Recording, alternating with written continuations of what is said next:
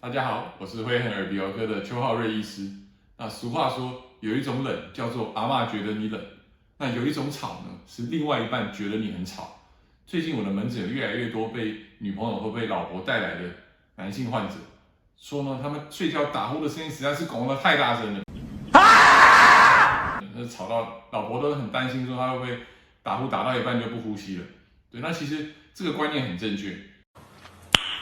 Nice。到底呢是单纯的打呼，还是说打呼大到不呼吸，就是俗称的睡眠呼吸中止症？那所以完整的评估跟检查就非常的重要。那欢迎大家赶快来找我，为大家详细的检查。